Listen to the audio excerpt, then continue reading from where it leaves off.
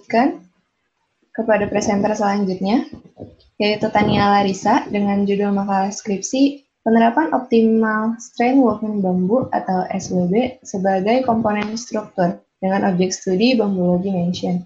Pada Kak Tania, waktu dipersilahkan. Jangan lupa untuk unmute mikrofonnya sebelum dilakukan share screen. Selamat pagi semuanya, saya Tania Larissa akan mempresentasikan skripsi saya berjudul Penerapan Optimal Strain Woven Bambu atau SWB sebagai komponen struktur. Jadi bambu merupakan material alami yang banyak ditemukan di Indonesia dan memiliki umur terbang yang relatif singkat untuk dijadikan bahan konstruksi. Dalam penerapannya, sebagai bahan konstruksi, bambu terdiri atas bambu yang tidak diproses dan bambu yang diproses. Bambu yang tidak diproses memiliki kekurangan dalam daya tahan, bentuk tidak beraturan, dan pengandaian mutunya. Oleh karena itu, inovasi bahan bangunan berbahan dasar bambu diperlukan guna meningkatkan penggunaan bambu. SWB merupakan salah satu bambu olahan yang dengan efisiensi penggunaan material mentahnya mencapai 70%. Penggunaan SWB sebagai komponen struktur akan dibahas karena peran struktur yang menjadi dasar pembentuk bangunan. Menurut Romo Wijaya, pemanfaatan material bangunan yang sesuai dengan kebutuhan dari bangunan sehingga tidak ada yang hina, hanya pemanfaatannya yang kurang tepat. Sedangkan menurut Martin Hermans, kinerja baik dari material sebagai komponen bangunan dapat dilihat sebagai kondisi di mana demand dari bangunan sesuai dengan supply dan material tersebut. Kondisi optimal dapat terganggu jika penggunaan material tidak sesuai kebutuhan dan kemampuan. Selain itu juga dapat terganggu jika kemampuan material atau daya tahannya menurun sering waktu atau kebutuhan performa berubah. Karena itu muncul pertanyaan apakah pengolahan SWB sebagai komponen struktur optimal, apa pengaruh penerapan SWB terhadap performa struktur, dan bagaimana penerapan SWB yang memiliki daya tahan terhadap performa maupun lingkungan. Objek studi ini adalah Bambulogy Mention 2 yang memiliki fungsi sebagai kos dan memiliki struktur bambu SWB dengan ketinggian bangunan 4 tingkat. Ini kerangka pemikiran. Berikut adalah kerangka teorinya. Supaya dimaksud adalah konstruksi, konfigurasi, dan karakteristik komponen struktur bangunan. Demand yang maksud adalah performa dari struktur dan kualitas dari komponen struktur sendiri. Jenis penelitiannya adalah deskriptif kualitatif. SWB terbentuk dari perekatan bilah bambu yang sudah dipipihkan dengan resin dan pres kekuatan tinggi yang menghasilkan balok berukuran 14 x 14 cm dengan panjang 2,4 meter. Ini dengan bangunannya. Jadi sistem struktur bangunan ini adalah rangka dengan komponen prefab yang diolah dari SWB menjadi komponen-komponen struktur. Kolom terbentuk atas dua batang SWB yang dihubungkan dengan konektor di tengah dan di ujung. Bentang struktur balok terdiri atas dua macam, yaitu 2,5 meter dan 3 meter. Pada bentang 3 meter terdapat konektor untuk memenuhi bentang karena dimensi terbatas SWB. Ini adalah modul struktur lantai. Ini adalah modul penutup lantai berupa papan. Dan ini struktur atap terdiri atas beberapa batang yang dihubungkan dengan konektor untuk memenuhi bentang struktur atap. Tidak dapat ditemukan bahwa desain konstruksi struktur tidak efektif sehingga membutuhkan konektor antar batangnya dan menghasilkan sisa material saat proses pengolahan. Untuk konektor sendiri ada hubungan komponen vertikal terdiri atas hubungan plat baja dan baut. Flat joints pada hubungan bagian tengah memungkinkan SWB menerus pada titik kumpul tersebut. Hubungan ini memiliki sifat sendi, sedangkan yang di ujung sifat jepit. Pada balok struktur terdapat hubungan jepit pada lantai dengan hubungan roll. Untuk hubungan antara komponen vertikal dan horizontal menghasilkan hubungan jepit. Dari bahasan tersebut dapat disimpulkan bahwa hubungan antar komponen pada Bambulogy ini menghasilkan sistem moment frame karena pada seluruh sambungan komponen menggunakan sambungan jepit. Sistem struktur ini tahan terhadap gaya gravitasional maupun lateral yang dikenakan pada bangunan. Penggunaan material ini menguntungkan karena beban bangunan menjadi lebih rendah daripada bangunan bertingkat lain pada umumnya sehingga dampak dari gaya inersial akibat gaya lateral lebih rendah. Agen penurun kualitas SWB terdiri atas salah satunya agen mekanis berupa beban dan pergerakan.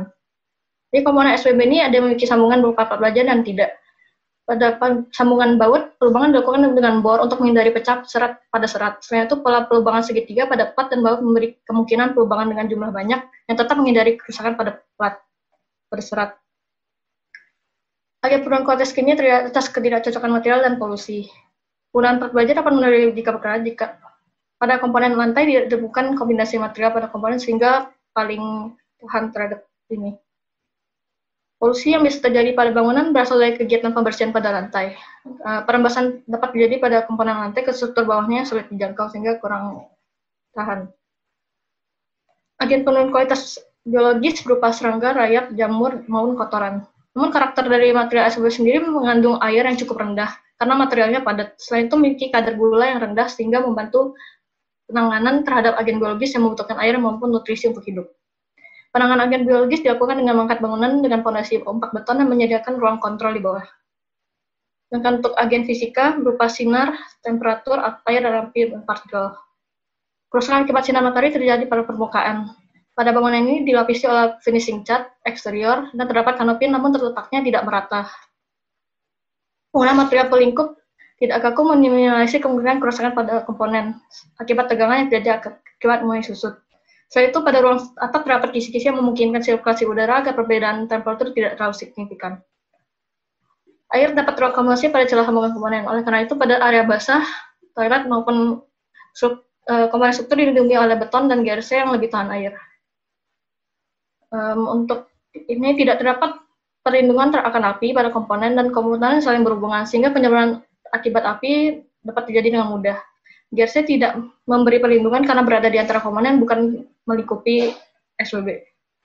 Celah sambungan berpotensi mengumpulkan partikel. Kemudian penjangkauan komponen untuk perawatan menjadi faktor penting agar partikel tidak berakumulasi pada komponen. Penerapan konektor plat baja dan batu dapat memenuhi performa, namun konektor tersebut juga dapat menyebabkan ketidaktahanan komponen terhadap agen perusaknya, karena karakteristik bentuk komponen yang terbentuk. Ini tabel daya tahan komponen yang dibahas tadi. Jadi, saran dari penelitian ini adalah desain konstruktif dan komponen konstruktor SWB harus disesuaikan dengan dimensi material dasar agar dapat meminimalisir penggunaan konektor maupun mengurangi sisa bahan. Selain itu, perlu mempertimbangkan daya tahan penerapan komponen terhadap agen penurun kualitasnya agar dapat memenuhi kebutuhan performa dan kualitas yang optimal. Sekian, terima kasih. Terima kasih atas presentasinya dari Pak. Semoga ini dapat bermanfaat. Kemudian selanjutnya dari presenter selanjutnya itu ada Kezia AG dengan judul makalah skripsi Pengaruh penerapan konsep simetris dan penggunaan material kaca terhadap performa akustik pada auditorium teater tradisional Jawa di Gedung Wayang Orang Sriwedari Surakarta. Kepada Kak Kezia, waktu dipersilahkan. Jangan lupa untuk unmute mikrofonnya sebelum dilakukan share screen.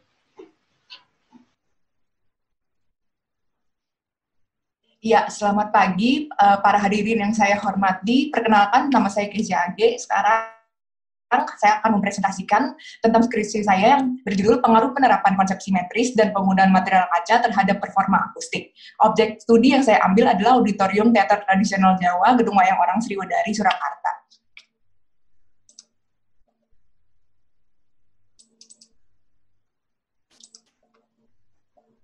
Nah, latar belakang mengapa saya ambil objek ini karena gedung ini merupakan gedung pertunjukan wayang orang tertua di Indonesia yang menerapkan konsep simetris di seluruh elemen arsitektur di dalamnya. Lalu, seiring berjalannya waktu, material kaca diterapkan dengan harapan agar kaca dapat mengurangi bising dan meningkatkan distribusi suara. Tetapi pada kenyataannya, ternyata kaca memberi dampak terhadap performa akustik berupa kekerasan suara tidak memerata, pemusatan suara, dan gaung. Selanjutnya, dari permasalahan di atas, saya mengangkat ada 3 pertanyaan riset, yaitu bagaimana pengaruh penerapan konsep simetris dan penggunaan material kaca terhadap performa akustik, lalu apa saja upaya yang dapat dilakukan untuk mengoptimalisasikan performa akustik. Lalu penelitian saya ini juga didukung oleh beberapa teori yang terkait desain ruang dan akustik. Selanjutnya, ini adalah metodologi penelitian yang saya lakukan ada pengukuran, pengujian, perhitungan, simulasi, dan wawancara. Nah, sebenarnya pada penelitian ini saya mendapat banyak hal yang menarik ya. Salah satunya ini sebenarnya ruang pertunjukannya didesain dengan konsep simetris bilateral, yang sebenarnya itu terlalu panjang dan kurang ideal ruangannya dari skala proporsi ruang. Sementara penempatan kaca sebagai elemen vertikal itu menjadi penghubung elemen reflektif lainnya untuk memantulkan bunyi ke seluruh ruangan gitu ya. Lalu pertunjukan ini memiliki keunikan tersendiri nih. Jadi dialog para lakon dan musik Jawa merupakan satu kesatuan yang dimainkan dalam satu waktu bersamaan yang tidak dimiliki pertunjukan lain. Tetapi berdasarkan penelitian, 75 responden itu menilai suara musik Jawa itu terdengar sangat keras dan sangat dominan dibanding dialognya. Lalu saya melakukan penelitian dengan menempatkan sumber suara dengan intensitas yang sama pada panggung pidato dan musik. Ternyata hasilnya memang suara musik lebih mendominasi ruang pertunjukan. Nah, hal ini ternyata dikarenakan bahwa bidang kaca itu terletak sejajar dengan panggung musik yang memantulkan suara secara langsung pada telinga pendengar, sehingga suara musik terdengar lebih keras. Selain itu, panggung berbentuk trapesium juga mendukung pemusatan suara di beberapa titik ruang. Faktor lainnya ada bising latar belakang. Di bagian kaca ini juga memantulkan bising latar belakang menjadi sangat keras, sehingga pada saat kondisi penuh, bising latar belakang itu mengalahkan sumber suara yang ada di panggung. Selanjutnya, kejelasan suara pidato dan musik. 31 dari 36 responden menilai suara dialog terlakon itu terlalu mengalun dan kurang jelas, sementara musik Jawa itu sangat terdengar indah justru, gitu ya, tanggapan responden.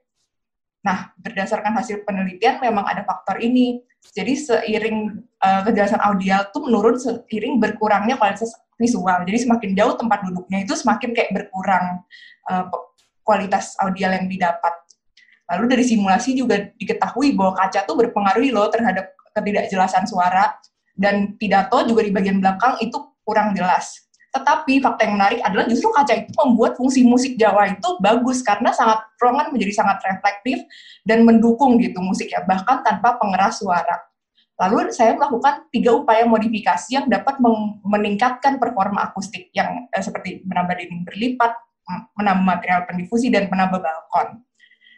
Nah, selanjutnya ada salah satu isu nih, pada saat ini tuh kita mengalami era new normal, dan kemarin saya juga baru mendapat kabar bahwa sudah kembali buka, tetapi menerapkan protokol kesehatan dengan cara mengurangi tempat duduk dan memberikan jarak pada ruang.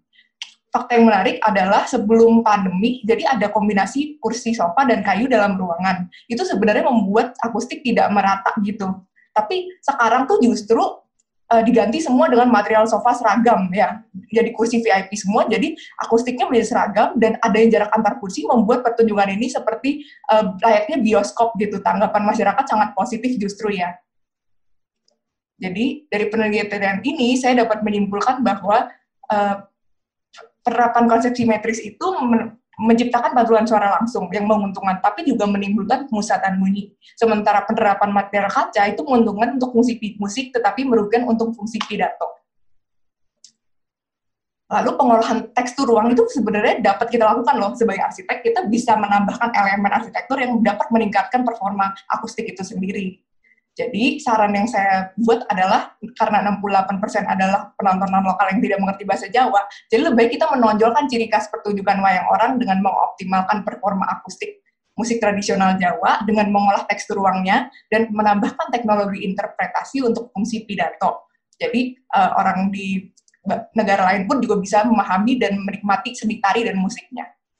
Untuk menutup presentasi ini, saya akan mengangkat sebuah kutipan dari salah satu performance artist dari Amerika, Laurie Anderson. Jadi, sebenarnya performance art itu tetap menimbulkan kegembiraan, di mana kita tuh harus menunjukkan dan mengangkat keunikan yang kita nggak bisa tahu di tempat lain, di mana arsitektur tuh hanya berperan menjadi sebuah kanvas daripada karya seni tersebut, dan menjadi suatu wadah yang dapat sangat fleksibel terhadap perubahan dan tetap mewadahi apapun keadaan yang terjadi. Sekian presentasi dari saya. Terima kasih dan mohon maaf bila ada kesalahan yang tidak benar. Ya, terima kasih Kak Kezia atas presentasinya.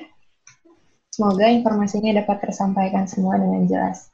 Untuk selanjutnya, kita lanjutkan kepada presenter kelima, yaitu Vandana dengan judul makalah skripsi Modifikasi Desain Pencahayaan Buatan Eksterior untuk memperkuat karakteristik arsitektur bangunan Universitas Katolik Parahyangan Jalan Merdeka, Bandung.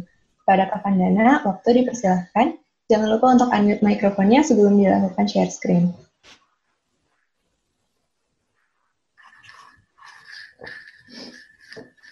Selamat pagi, Bapak Ibu sekalian dan teman-teman semuanya. Pada kali ini saya akan membahas tentang penelitian yang saya buat ini.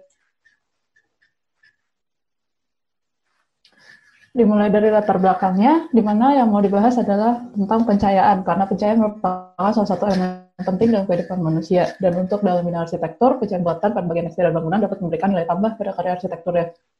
Untuk penelitian kali ini, objek yang saya ambil adalah Gedung Universitas Katolik Parahyangan yang terletak di Jalan Merdeka yang dibuat pada tahun 1959 sebagai salah satu bangunan bersejarah dan penting di Kota Bandung. Di mana isunya adalah di malam hari informasi arsitekturnya belum dapat terlihat untuk saat ini. Sehingga judul dari penelitian ini adalah modifikasi desain pencahayaan buatan eksterior untuk memperkuat karakteristik arsitektur bangunan Universitas Katolik Parahyangan di Jalan Merdeka Bandung. Pertanyaan penelitiannya dibagi menjadi 3. Pertama, untuk mengetahui bagaimana karakteristik arsitektur gedung Unpar. Yang kedua adalah untuk mengetahui itu terlebih dahulu kondisi sistem pencahayaan buatan eksterior fasad gedung Unpar saat ini, dan alternatif desain apa yang dapat dilakukan, terutama dalam sistem pencahayaan buatan eksterior fasad gedung Unpar untuk memperkuat karakteristik arsitektur pada bangunan tersebut. Kerangka pemikirannya dimulai dari 2 variabel, yaitu sistem pencahayaan buatan dan karakteristik arsitektur gedung Unpar. Dan dikarenakan gedung Unpar merupakan bangunan cagar budaya, sehingga dibutuhkan konsiderasi untuk konservasi bangunan cagar budaya.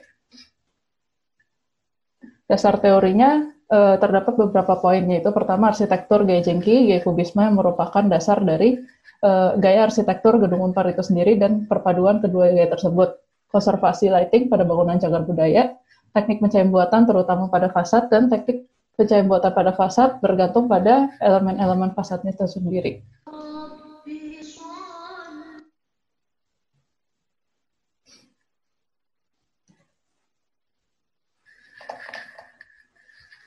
Untuk metode penelitiannya, metode pengukurannya ada 2 pengukuran yang dilakukan. Pengukuran kekuatan cahaya pada fasad untuk mengetahui kondisi existing dan pemetaan pandangan visual bangunan yang dilakukan pada Jalan Merdeka sebagai satu-satunya jalan yang dapat melihat gedung Unpar ini secara langsung, yang sebagai pengamat yaitu pedestrian dari jarak dekat dan jarak jauh. Teknik analisis datanya menggunakan mockup 3 dimensi dan dilakukan simulasi alternatif desain menggunakan bantuan program dialog dengan komparasi alternatif desain. Penarikan kesimpulan berupa kuesioner menggunakan Google Form dengan sistem scoring dikarenakan tidak dapat dilakukannya kuesioner secara langsung. Yang pertama perlu diketahui yaitu adalah karakter visual arsitektur gedung Unpar. Karakteristiknya sebenarnya dominan ke jengki yang dapat dilihat dari desain lubang angin, teras, untuk respon iklim tropis, atap, kerawang, dan juga material-material yang beragam yang lebih ke batu alam. Untuk analisis dari pandangan visualnya, yang pertama yaitu dilakukan dari jarak dekat pedestrian dan jarak jauh. Di mana yang dilihat adalah 4 masa yang dapat terbagi menjadi 4 masa yang saya tulis menjadi ABCD tersebut.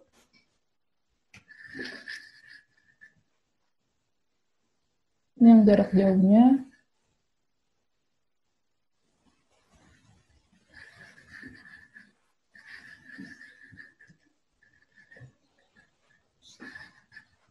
Di mana dari hasil analisa tersebut dapat disimpulkan bahwa masa A menjadi masa yang paling dominan dengan elemen kaca yang paling mencolok, masa B sebagai entrance namun kurang dominan, masa C lumayan dominan karena elemennya masanya berupa horizontal dan memanjang, dan masa D yang kurang dominan karena terletak di belakang. Untuk kondisi sistem pencahayaan saat ini, penambahan sistem pencahayaan buatan saat ini baru dilakukan akhir-akhir ini, jadi tidak perlu dikonservasi. Namun penambahannya masih hanya berupa untuk memenuhi kebutuhan saja, belum untuk memperkuat karakter arsitekturnya. Kekuatan sistem pencahayaannya juga masih kurang baik dan belum memenuhi syarat, dan persyaratan terhadap selaku bangunan cagar budaya juga belum terpenuhi. Sehingga diperlukannya modifikasi desain pencahayaan tersebut. Aspek-aspek yang perlu diperhatikan terkait juga karena merupakan bangunan cagar budaya. Yang pertama yaitu adalah responsivitas material. Tapi material merupakan material kategori R0 sehingga durasi dan kuat cahaya tidak begitu perlu diperhatikan lebih. Durasi penyinaran dan jenis lampu. Jenis lampu yang digunakan lampu LED untuk hemat energi dan low maintenance. Elemen-elemen arsitektur yang perlu diperhatikan yaitu untuk masa A, mayoritas yang berelemen transparan dan sekaligus bermotif material baja. Masa B sebagai entrance bangunan, masa C yang kerawang dan material, dan tulisan Universitas Katolik Parahyangan dan elemen kerawang pada masa D. Sehingga dibuatlah 3 alternatif ini.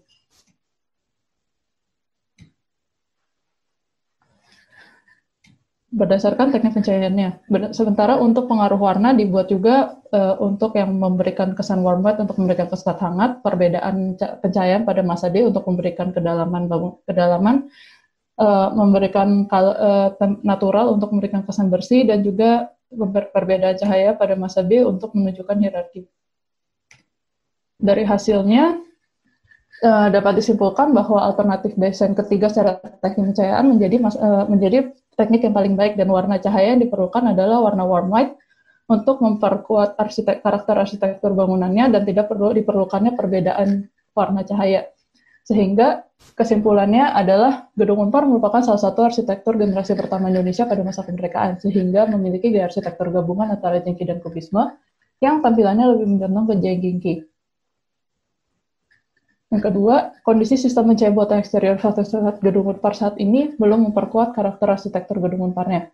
Penempatan titik lampu hanya bertujuan untuk memenuhi aspek fungsional dan belum memenuhi aspek estetika bangunan. Pencahayaan yang ada belum memenuhi syarat untuk pencahayaan pada bangunan cagar budaya. Dan alternatif desain dapat dibuat berdasarkan konsiderasi Gedung Unpar selaku bangunan cagar budaya dan memperkuat karakteristik Gedung Unpar. Dan alternatif desain 3 yang tadi dibuat menjadi alternatif terbaik secara keseluruhan untuk memperkuat setiap elemen-elemen masanya. Dan berdasarkan warna cahaya yang paling menunjukkan karakter arsitektur Gedung Unpar adalah warna warm white, yaitu di kisaran temperatur 3200 untuk memberikan kesan bersejarah. Sekian dan terima kasih.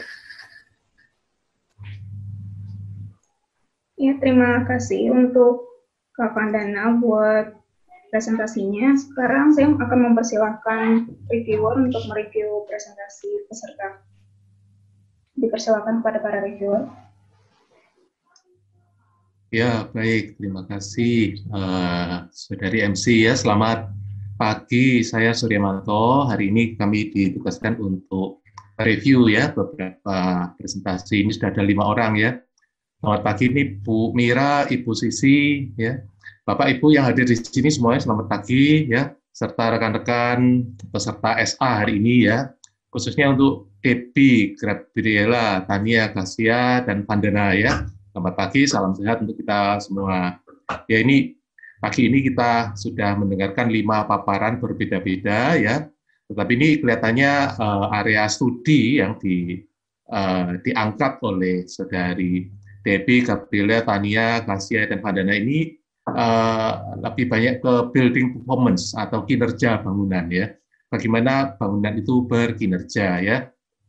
Contoh performance lain dari ukuran-ukuran akustik dan lighting tadi ya, akustik dan lighting.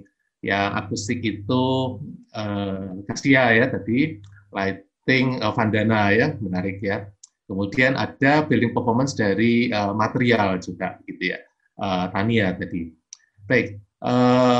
Untuk area studi building performance kita bisa melihat berbagai aspek ternyata ya, semuanya masuk di area building performance ya. Baik, berikutnya Tania Larissa ya, strand woven bamboo ya, rangka prefab dari bambu ya. Isunya yang diangkat oleh Tania itu isu bentangan dan dimensi ya. Bagaimana ya mengoptimalkan begitu ya bentangan begitu. Nah, ini pada masyarakat begitu ya, pasti punya resistensi ya dengan sistem-sistem baru gitu ya. Jadi membandingkan keunggulan sistem baru dengan sistem lama begitu, agak sulit bagi masyarakat untuk menerima sistem baru begitu. Nah, bambu ini pasti punya kelebihan begitu ya dan keunikan. Ini ciri khas dari penelitian material begitu ya. Bahwa setiap material itu membawa sistemnya. Kalau bambu ya bentangannya demikian, kalau bambu yang menyambungnya demikian, begitu ya. Nah, jadi ini Saudari Tania tadi ya, itu mengangkat bahwa bambu ini didekati dengan pendekatan modern, industri ya, industri konstruksi begitu ya. Biasanya bambu itu pendekatannya tradisional, sambungannya tradisional, diikat, dipasak, dipen, gitu ya. Kalau ini pendekatannya modern, begitu ya, fabrikasi, ya, prefab, ya, prefab, ya, prefabrikasi, gitu. Ya, ini satu menarik, begitu ya. Nah, saya melihat masa depan di sini, ya, saya melihat masa depan, begitu ya, bahwa material-material bangunan-bangunan kita di masa mendatang itu akan mengangkat kembali material-material tradisional, material-material yang alami, begitu yang dari natural resources begitu ya, tapi dengan pendekatan modern industri begitu ya. Oleh karena itu bangunan-bangunan kayu itu prefab itu akan menjadi populer di masa mendatang. Nah, sebetulnya saya sangat berharap ya, karena Indonesia itu banyak bambu, banyak kayu gitu ya. Di Indonesia itu berkembang industri-industri bangunan yang berbasis potensi lokal begitu ya, potensi kayu dan kayu ringan, bambu begitu ya, cepat tumbuh begitu ya, sehingga bangunan-bangunannya itu tidak Nah, itu tantangan ekonomi dan industri yang cukup besar, tantangan ekonomi dan teknologi yang cukup besar. Itu sangat diharapkan, gitu ya. Yang kedua itu tantangan sosial, begitu ya, resistensi masyarakat. Tentunya, wah rumah bambu ini rumah ini ya nilai sosialnya kurang, nah ini, gitu ya. Nah ini juga nilai ekonominya juga nilai jualnya juga. Nah ini juga menjadi tantangan, gitu ya. Tapi ini sangat menarik untuk mulai dibahas ya. Terima kasih ini tanyaannya untuk mengangkat ini ya. Berikutnya ya, kasia ya. Wah, ini kasia ini ya.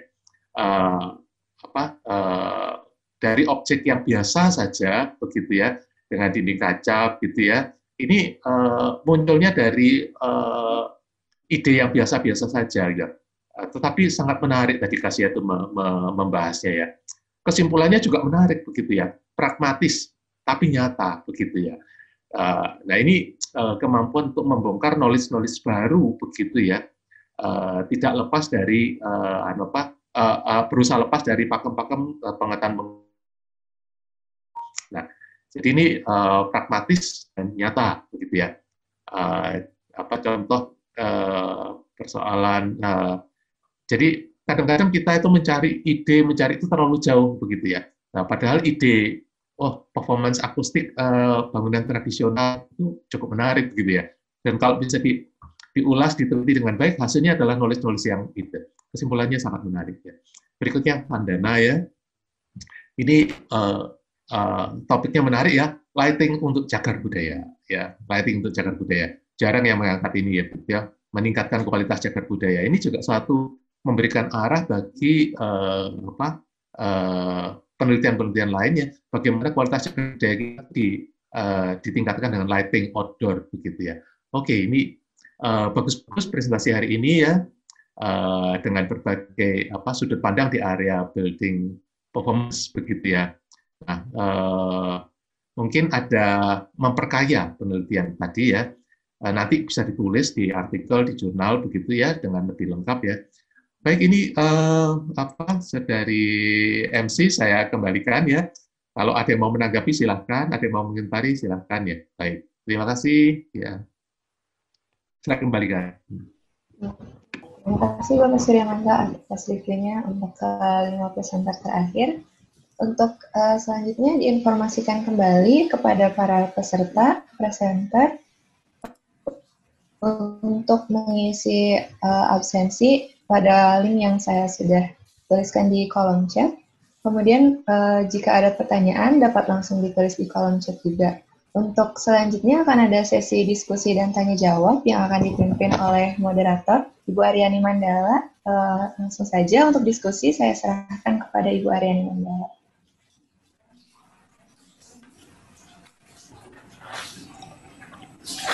Ya, oke. Selamat siang semuanya. Pak Sur, selamat siang Pak Sur. Selamat siang Bu Sisi. Selesai juga presentasi 20 ya. Pas 20 presentasi untuk ruang SA2 ini. Makasih Pak Sur kesediaannya untuk mereview, kemudian hadir dari awal sampai akhir ya. Ibu Mira juga saya lihat ada Ibu Mira, selamat siang. Ada Ibu Riani ya. Dan ada juga mungkin ada beberapa dosen dari universitas lain yang mungkin kami belum kenal. Salam kenal semuanya, Bapak, Ibu. Perkenalkan saya Aryani Mandala, biasa dipanggil Sisi, dari Arsitektur Unpar. Untuk diskusi hari ini, saya akan coba pandu ya. Terima kasih juga untuk kesediaannya semua ya, para presenter. Sudah menyiapkan dengan sangat baik ya presentasinya tadi. Dan mungkin kalau ada tadi kita terkendala dengan mungkin ada sedikit teknis, tadi mungkin suara ada yang putus-putus sedikit ya. Tapi secara keseluruhan saya rasa presentasinya cukup berjalan dengan lancar. Dan kalau misalnya tadi juga mungkin ada yang terkendala waktu ya, terbatas waktu sehingga mungkin belum tersampaikan sampai akhir. Mungkin diinformasikan juga nanti oleh panitia ya bahwa kalian bisa melihat kembali presentasinya dengan mengamati poster ya. Mungkin di dalam poster penyelenggaraan acara seminar dan skripsi award ini juga sudah ada link tautan untuk ke poster-poster para presenter. Jadi untuk mengetahui lebih jelas, mungkin kalau ada yang mau dibaca kembali misalnya atau ingin tahu lebih banyak tentang penelitiannya, bisa melihat link di poster tersebut. Gitu ya. Di situ posternya sudah disampaikan. Gitu. Untuk room 2 ini mungkin kalau boleh saya sampaikan ini paling populer ya Pak Sur ya, Bu Mira dan yang lain. Ya, paling populer. Saya rasa juga partisipannya cukup banyak, berarti bagus ya. Berarti penelitian-penelitian yang disajikan juga cukup menarik.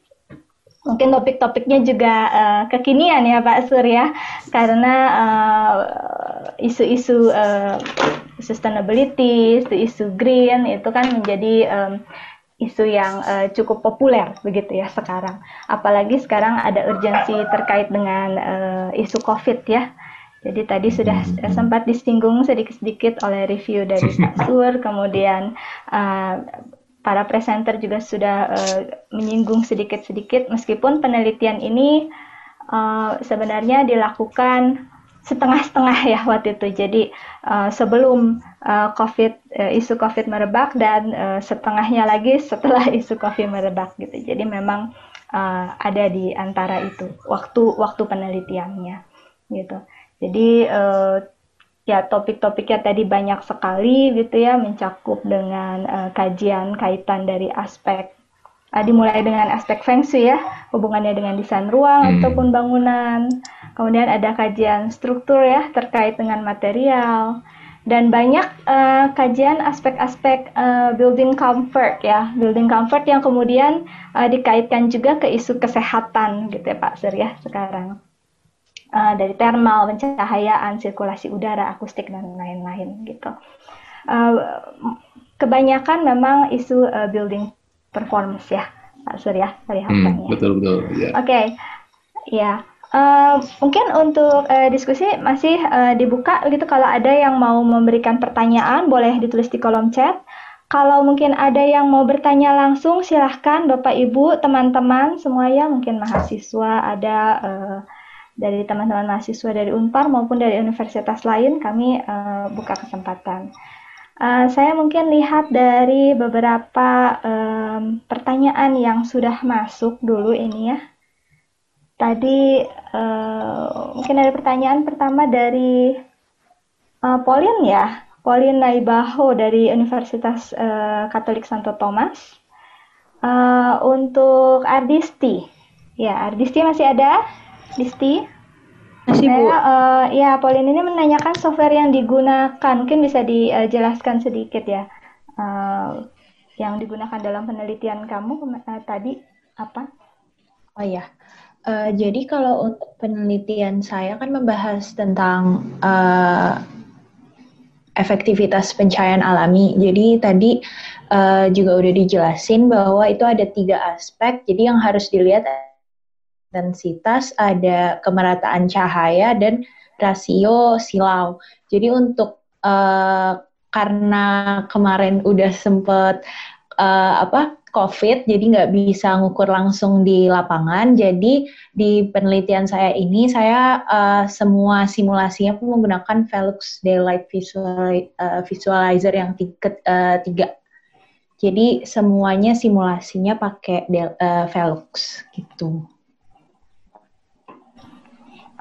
Oke, ya jadi ya karena terkendala dengan situasi kemarin ya. Jadi mungkin tadinya metode yang digunakan mau observasi lapangan, pengukuran langsung gitu ya.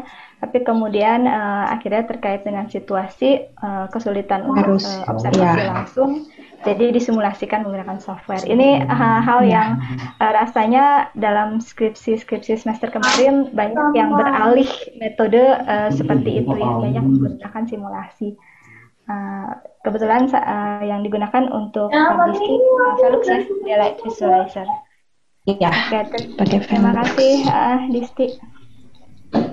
Ya, mungkin yang kedua saya lanjut untuk pertanyaan ke Darel ya. Darel ada? Darel Ivanda. Ya, Darel ini dari Ezra.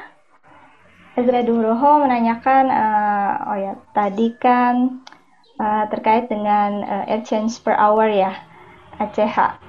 Kenapa kalau lubang ventilasinya ditambah, kan ada beberapa variabel tadi yang kamu sajikan dalam penelitian ya. Ada variabel 2 dan 4, air change per hour-nya lantai satunya berkurang. Itu bisa dijelaskan lebih lanjut kenapa? Dan apa pengaruhnya terhadap ini gerakan new normal ya yang sekarang lagi happening mungkin. Boleh ditanggapi Darel? Baik, jadi alasan dari kenapa tingkat pertukaran udara pada lantai 1 di variabel simulasi itu mengalami penurunan dibandingkan dengan lantai lainnya, saya sih ini melihat dari kondisi simulasinya saja ya.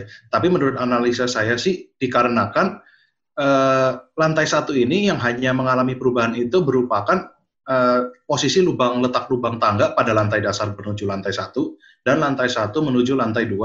Sedangkan pada lantai 2 bangunannya posisi ventilasi, jumlah ventilasinya ditambahkan dari 1 jendela menjadi 2 jendela. Hal ini tentunya akan menyebabkan laju udara yang lebih banyak masuk ke dalam bangunan. Nah, namun untuk tingkat pertukaran udara yang menjadi menurun dibandingkan dengan lantai lainnya, saya akan coba jawab dengan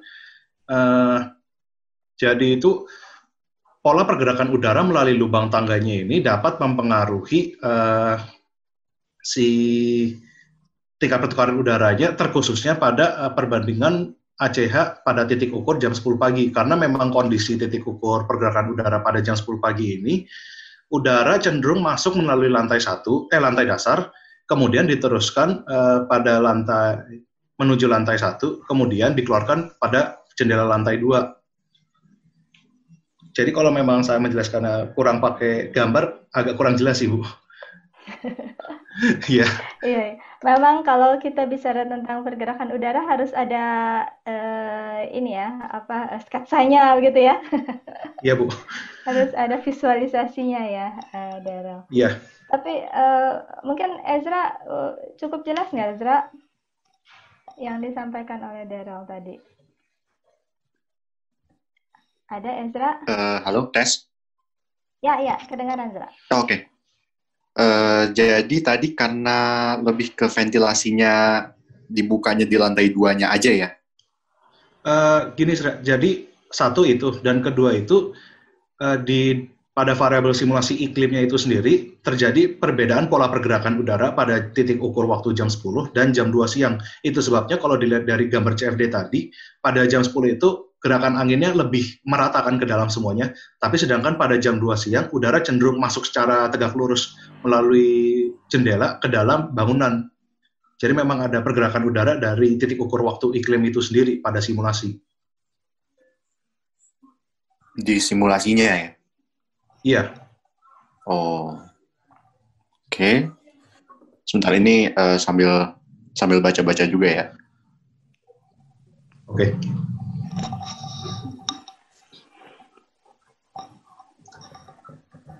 Ya, mungkin kalau boleh menambahkan, mungkin pergerakan udara itu banyak faktornya ya. Mungkin ketika Darel mencoba untuk membuka, ini kan yang dibedakan adalah jumlah lubang ventilasinya ya Darel ya. jumlah lubang Ya. ventilasinya ditambah, tapi mungkin pengaruhnya tidak hanya dari jumlah lubang ventilasi ya. Pergerakan udara kan sangat banyak ditentukan oleh berbagai aspek. Tadi kamu bilang kan bahwa ketika arah datang pergerakannya berbeda, mungkin simulasinya atau pergerakan udaranya juga di dalam ruang akan jadi berbeda. Iya. Posisi bukaan, peletakan perabotnya masih di dalam seperti apa begitu ya. Lokasi dia di lantai 1, 2, 3 juga akan mendatangkan perbedaan. Jadi memang banyak aspek atau banyak faktor gitu ya yang bisa menyebabkan itu. Ya. Ya. Ini kayaknya Ezra tertarik untuk ngambil penelitian tentang sirkulasi udara ya, Ezra ya? Iya Bu, iya. Makanya jadi ya kalau bisa mau cari tahu tentang itu.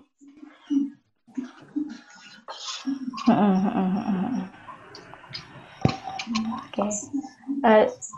Cukup terjawab nggak, Zra? Atau mungkin boleh ada, kalau ada tanggapan mungkin dari Pak Sur atau Bu Mira bisa menambahkan? Silakan Pak Sur. Ibu Mira, silakan Bu. Iya, tadi saya setuju sekali dengan yang disampaikan oleh Ibu Sisi, bahwa penelitian tentang pergerakan udara itu sangat sensitif. Ya, jadi ada tekanan yang berbeda, apakah udara itu bertiup langsung, ya dengan kecepatannya sendiri, ataupun pada saat udara tersebut tidak bertiup. Kemudian yang bekerja adalah gaya termis. Jadi Ezra, banyak sekali kemungkinan itu bisa terjadi gitu. Memang banyak terlihat seperti janggal gitu ya. Kenapa secara logika harusnya tidak terjadi gitu ya. Nah, justru di situ serunya gitu ya. Kita menelusuri, kita meneliti sehingga mungkin nanti Ezra akan menemukan satu variabel lain yang mungkin belum ditemukan sebelumnya. Setuju ya Pak Sur? Setuju Pak Sur?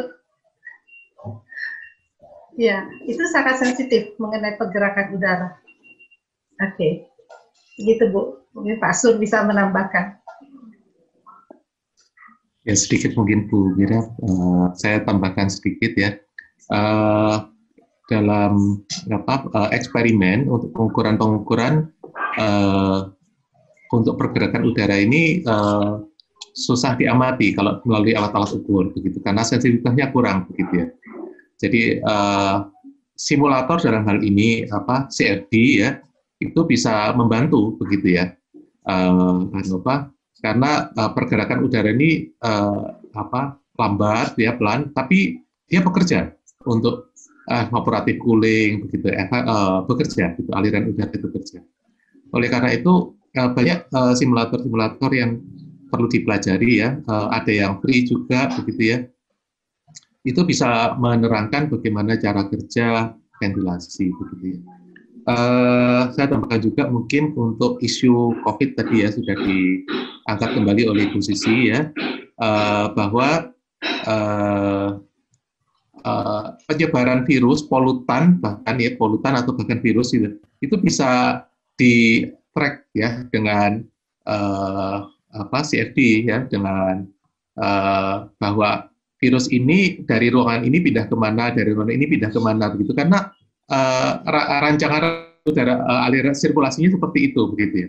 Nah, jadi untuk menilai apakah bangunan kita aman ya, mungkin kita perlu simulasikan. Nah, ini studi evaluasi begitu ya. Ini tambahan wawasan saja. Baik. Itu posisi Bu Mira, terima kasih. Ya, terima kasih Pak Sur, Bu Mira, Daryl. Gitu ya Ezra, mungkin saya lanjut dulu untuk pertanyaan yang ketiga. Ini dari Hasina Azalia ya, dari Unpar, mau menanyakan ke Genoveva yang tentang green wall. Apa yang menjadi dasar pemilihan jenis tanaman? Tadi kan kamu ada memilih jenis tanaman tertentu yang digunakan dalam penelitian. Kira-kira kenapa? Mungkin bisa disampaikan kembali, dan apakah ada alternatif tanaman lain yang mungkin lebih mudah perawatannya di iklim tropis? Oke. Genov ada? Ada Bu. Ya. Iya. Boleh terima kasih. tanggapi? Jadi waktu awal-awal tuh pertama kali cari referensi dulu untuk mendapatkan tanaman yang memang sudah diketahui R value-nya karena berhubungan dengan perhitungan OTTP sendiri. Nah setelah itu didapatkan dari beberapa tanaman tuh baru dieliminasi lagi memang mana tanaman yang bisa hidup di tropis maupun minimalisir untuk penggunaan airnya. Jadi biar perawatannya lebih gampang didapatkan 3 tanaman yang tadi. Nah cuman kalau untuk perawatannya sendiri, karena mungkin ini rumah susun dan karena dia selubung bangunannya terpapar terus matahari tanpa ada pembayangan, jadi mungkin kalau untuk penyiraman tuh mungkin jauh lebih sering dibandingkan di tempat yang terbayangi karena lebih teduh gitu sih. Oke. Kalau mungkin terjawab kenapanya Azalia? Terjawab sih, Bu.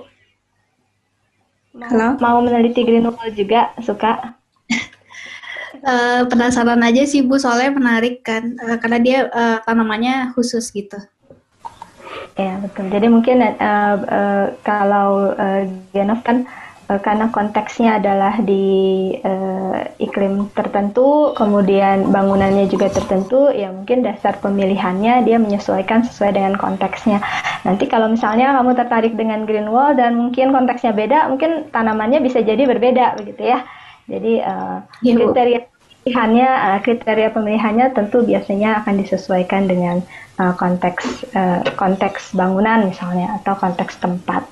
Ya. Kan seperti tadi Radian juga ya, kenapa dia akan memilih salah satu tanaman jenis kangkung kalau nggak salah ya untuk diuji cobakan ya, pasti dia punya dasar pemilihannya terkait dengan apa yang sedang diuji dan konteks materialnya ya waktu itu ya, tentang grow block tadi.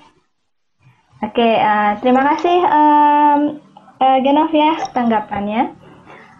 Ini ada lagi terakhir dari, kalau ada yang mau bertanya silakan ya, masih dibuka pertanyaan. Yang mau tanya lebih lanjut ke Pak Sur juga boleh ya. Mumpung ada Pak Suryamanto di sini kan.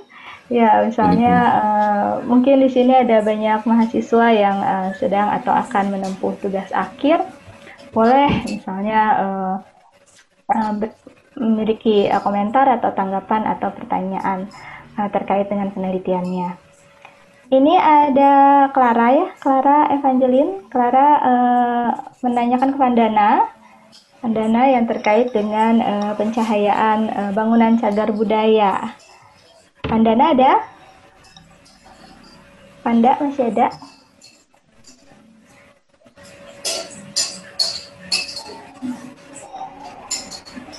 Pandana?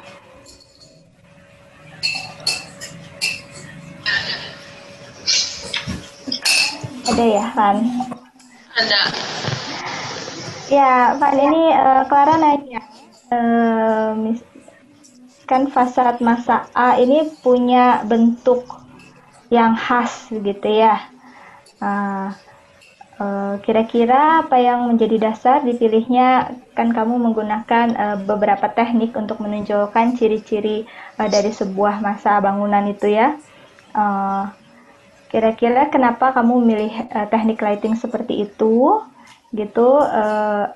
Kenapa tidak teknik lighting yang lain? Misalnya di sini ada front lighting dan back lighting. Jadi mungkin bisa dijelaskan dasar pemilihan ini mungkin yang modifikasi ya. Ketika dimodifikasi, memilih teknik seperti itu karena apa? Silakan, Pandan. Kalau dari alternatifnya kan ada 3, lighting, down lighting, sama strip light ya. Kalau itu konsiderasinya awalnya karena masa A itu kan masa dominan, jadi kalau uplighting itu tujuannya mau ngangkat kesan grandnya pada masa A di situ, yang karena emang masanya dominan itu dicoba dengan cara uplighting. Kalau yang secara downlighting itu karena masa A yang cukup besar dibandingin dengan masa-masa yang lainnya secara vertikalitas dan dia terletak di depan, jadi kayak downlighting itu digunain untuk supaya masa A bisa mendapatkan pencahayaan lebih merata. Kalau strip light itu tujuannya karena untuk memberikan kesan vertikal dan pencahayaan yang lebih merata secara dari atas dan maupun ke arah samping untuk semua fasad masa A. Kalau untuk kenapa nggak menggunakan front light atau back lighting, itu lebih ke konteks bangunannya sih, karena nggak memungkinkan untuk menggunakan kedua itu. Kalau front lighting itu kan mungkin lebih ke sorot dari jarak tertentu. Nah, sementara untuk konteks tapak yang sekarang dengan fungsi bangunannya nggak memungkinkan. Yang pertama karena akan, kalau dari atas front light akan mengganggu fasad bangunannya, dan juga pemasangan yang lebih merusak material bangunannya. Kalau dari arah bawah itu juga memungkinkan karena depan dari masa A itu merupakan jalanan dan tempat parkir. Kalau secara backlighting lebih ke secara fungsi masanya sih, karena di dalam kan masih secara fungsional. Jadi kalau misalnya backlighting dengan masa sebesar itu, cahayanya bakal butuh sangat besar dan energinya, dan juga mengganggu kegiatan di dalam bangunannya. Makanya nggak dicoba alternatif menggunakan front light sama backlight. Oke. Ya, mungkin Clara cukup jelas dari penjelasan lanjutannya dari Vandana. Jelas, Bu. Ya, jelas ya. Ya, jadi mungkin ya ini tadi disesuaikan juga dengan konteks bangunannya ya, sepertinya ya Vandana ya. Bahwa konteks bangunannya itu berada di jalan raya. Kalau mau disinar dari depan mungkin terbatas jaraknya gitu ya.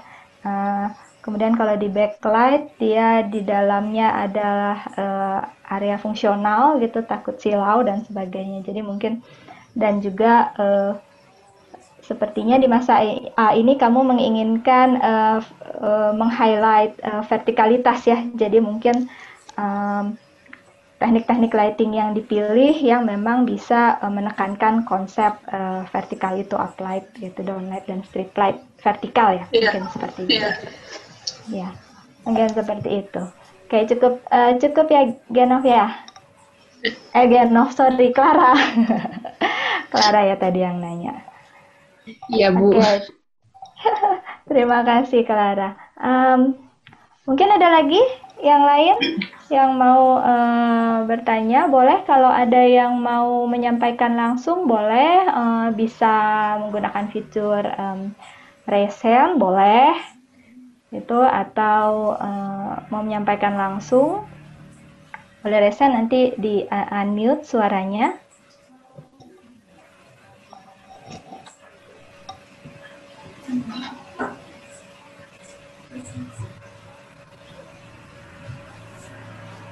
Ada? Kalau tidak ada, mungkin dari panitia MC, mungkin berapa lama lagi kira-kira waktu untuk diskusi? Kalau masih bisa, mungkin saya coba sampaikan sesuatu. Kalau tidak, kita tutup. Masih ada waktu? Untuk waktu diskusinya sampai 13.30, Ibu. Oh, masih lama ya? 13.30. Oh, 1 menit sorry, lagi. 13.30. 3 menit lagi, Bu. Iya. Saya Kalau pikir mau masih menambahkan silakan, Bu. Oke. Ya, mungkin saya mungkin menambahkan ya, atau mungkin saya menanyakan lah ke Pak Sur nih sebagai reviewer kita di room 2 ini. Mungkin terkait dengan situasi happening COVID sekarang, Pak. Kalau ya ini kan mungkin mahasiswa-mahasiswa atau mungkin ada beberapa dosen yang hadir, ini mungkin berminat dalam penelitian atau mungkin sedang mengerjakan penelitian atau akan meneliti, begitu ya. Kalau dilihat dari konteks sekarang ya, tadi sudah disinggung nih yang lagi tren kan, terkait dengan new normal saat ini. Kalau dari kita kan room 2 mungkin lebih banyak bicaranya isu-isu atau isu permasalahannya terkait dengan tadi kenyamanan, mungkin kesehatan, ke arah building performance ya Pak ya. Kalau dikaitkan dengan situasi new normal ini, kira-kira isu yang paling urgent begitu ya, yang bisa diangkat untuk topik penelitian, mungkin bisa meneruskan dari yang teman-teman tadi telah coba teliti begitu. Kira-kira isu-isu yang bisa muncul dan sangat bermanfaat gitu ya, yang urgensinya tinggi, kira-kira seperti apa? Ini untuk ide-ide topik gitu Pak, semester depan kira-kira Pak. Ya, ya, ya. Baik, terima kasih Bu Sisi. Ya jelas bahwa isu baru ya, isu kesehatan ini mewarnai ya, menata ulang teknologi-teknologi yang kita sudah yang sudah firm bahkan ya.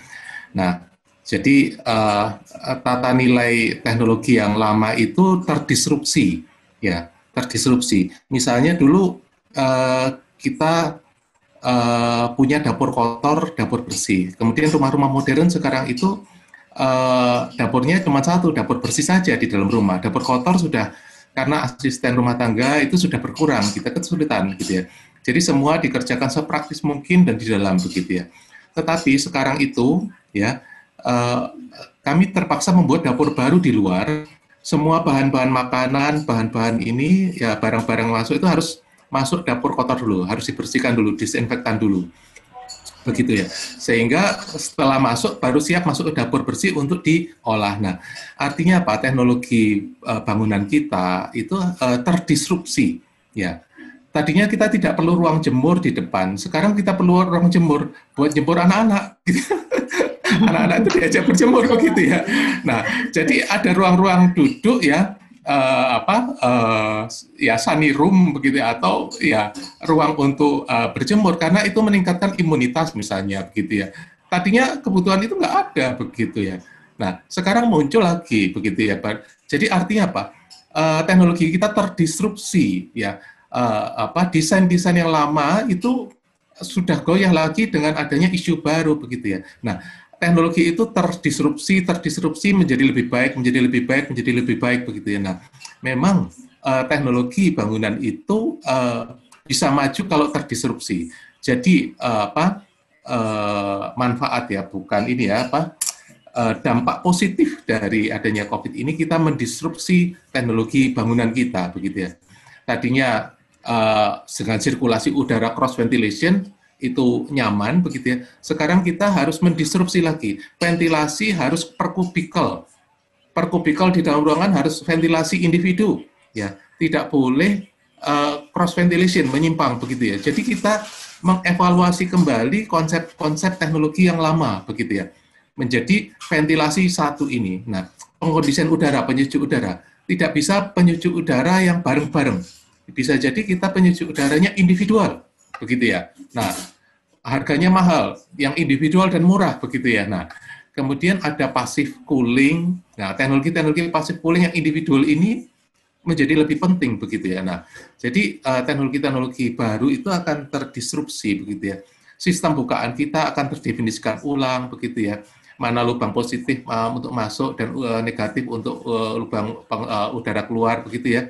Itu harus bisa di-generate begitu ya, mengenerate tekanan udara positif dan negatif per kubikel ruang. Tata ruang juga, sirkulasi juga. Nah, ini juga berpengaruh gitu ya. Nah, jadi ini menjadi isu-isu yang sangat menarik begitu ya. Dan saya melihat ya, teknologi sementara ini orientasinya pada ekonomi. Teknologi orientasinya pada lingkungan. Save our earth ya, bumi, atau ekonomi begitu ya. Tetapi tidak human center begitu ya. Tidak untuk manusianya begitu. Nah, jadi begitu kesehatan manusianya nggak bisa lagi tinggal di sana. Kita punya banyak gedung sekarang kosong semua begitu ya. Kita punya banyak fasilitas nggak bisa dipakai semua. Yang kita pakai rumah kita begitu ya. Kita perbaiki rumah kita begitu. Nah, jadi artinya tadi ya, kembali pada teknologi itu tidak boleh ekonomi center begitu ya. Hanya untuk kepentingan ekonomi komoditi. Harus bisa ke lingkungan juga dan bisa ke manusianya begitu ya. Nah, jadi misalnya sistem AC mobil, bagaimana kalau sistem AC mobilnya itu parsial, bagian driver depan, bagian belakang itu dua sistem inlet outlet. Nah, ini membuka kebutuhan-kebutuhan baru, teknologi-teknologi baru begitu ya. ke depannya. Human center begitu ya, pada mood, pada ini tadi waktu diskusi saya juga menyarankan perlu mood yang menggembirakan, perlu mood yang ini, karena manusia terisolasi, bagaimana supaya tetap gembira ya, tetap ini ya. Baik, itu mungkin sedikit gambaran-gambaran Bu Sisi. Terima kasih. Iya, terima kasih Pak Sur. Ya, saya rasa nanti semester depan penelitian-penelitian dan skripsi-skripsi anak-anak banyak menggunakan kata disruption ya, disrupsi. Disruption nih nanti dalam judul-judul ya. Iya. Betul sekali ya, memang sekarang karena ada disruption ini, disrupsi ini, teknologinya harus maju. Tadi betul mungkin ditekankan lagi bahwa teknologi bisa maju karena disrupsi ya, salah satu sisi positif dari COVID. Kalau isu-isu green building memang banyak kemarin ke arah energi begitu ya Pak, penghematan energi, ekonomi, biaya dan lain-lain, ekologi mungkin. Ya sekarang memang waktunya kayaknya mulai ke arah ya tadi human center. Jadi health and comfort jadi mungkin primadona nih ke depan ya Pak ya. Isu-isu kesehatan dan kenyamanan ya, kenyamanan supaya happy tadi kan. Iya, betul, penting itu. Supaya betah di rumah, bisa bekerja dengan baik, produktif, dan tetap kreatif meskipun di dalam lingkungan bangunan yang terbatas, begitu ya. Oke, jadi mungkin waktunya sudah selesai nih, saya sudah disinggung oleh MC. Ya, waktu diskusinya juga sudah selesai, saya pikir cukup dan tepat waktu ya. Terima kasih kembali untuk semua presenter, peserta, terutama Pak Sur dan para dosen yang sudah hadir. Untuk ruang SA2 ini diskusinya saya tutup, semoga bermanfaat. Semoga kita bisa ketemu lagi di lain waktu ya. Terima kasih, saya kembalikan ke MC Audita, silakan. Terima kasih untuk Ibu Sisi, Ibu Mira, dan Bapak Suryamanto atas sesi diskusinya, dan kepada para peserta yang telah meluangkan waktunya untuk mengikuti acara Skripsi Award 2020 periode kedua ini. Untuk selanjutnya, di kolom chat saya sudah mengirimkan link kuesioner evaluasi acara. Diharapkan semua peserta dapat mengisi kuesioner tersebut untuk evaluasi acara kami.